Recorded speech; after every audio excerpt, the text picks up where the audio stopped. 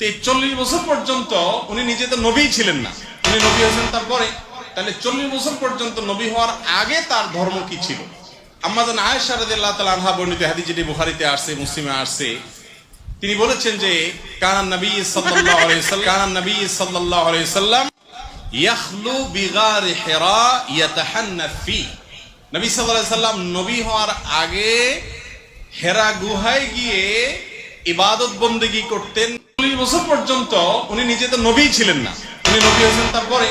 আমার নবী দুনিয়াতে আসার আগেও নবী ছিলেন, ঠিক কিনা বলেন?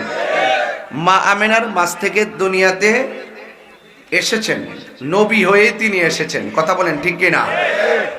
40 বছর পর 40 বছরে আমার নবী নবুয়তি পেয়েছেন। যারা বলে যে 40 বছর পর নবুয়তি পাইয়া নবী নবী হয়েছে, এর আগে নবী ছিলেন না, এরা কি মুসলমান হতে পারে? আরো জোরে, এরা কি মুসলমান হতে পারে? আর আমি যেই নবীর উম্মত, সারা পৃথিবীর মানুষ আমরা যেই নবীকে নিয়ে গর্ব করি, যেই নবী সকল নবীদের নবী, কথা বলেন ঠিক কিনা?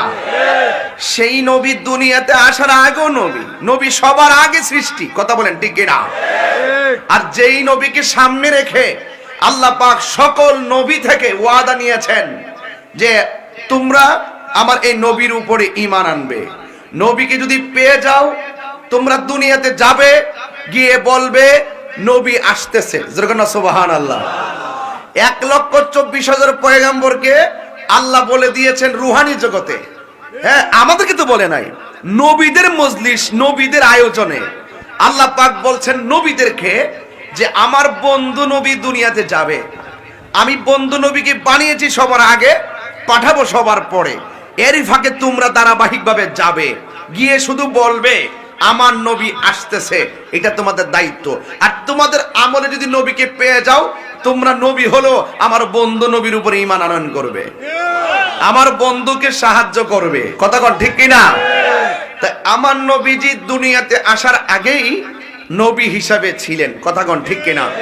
তো আজকে এই তথাকথিত যারা আমার নবীকে শেষ নবী, আমার নবীকে নবী দুনিয়াতে শুভ আগমনের পর 40 বছর পর্যন্ত যে এই সময়টা যারা আমার নবীকে নবী হিসাবে মানে না, তাদেরকে আমরা মাওলানা হিসাবে মানি না, তাদেরকে আমরা সেলিব্রিটি হিসাবে মানি না, তাদেরকে আমরা মুসলমান হিসাবে মানি না।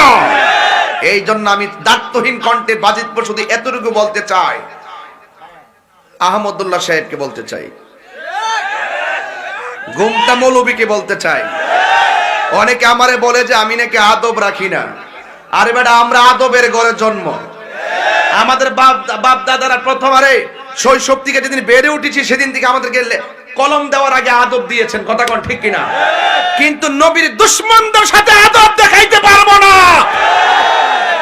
এই জন্য যে আহমদুল্লাহ এই কথা বলেছেন তাকে বলবো, আমি কেবলমাত্র মিস কল দিয়েছি, আমি 48 ঘন্টা সময় দিলাম, 48 ঘন্টার ভিতরে তার বক্তব্যকে উড্ড করতে হবে, তওবা করতে হবে, জাতির কাছে ক্ষমা চাইতে হবে, আল্লাহর কাছে ক্ষমা চাইতে হবে।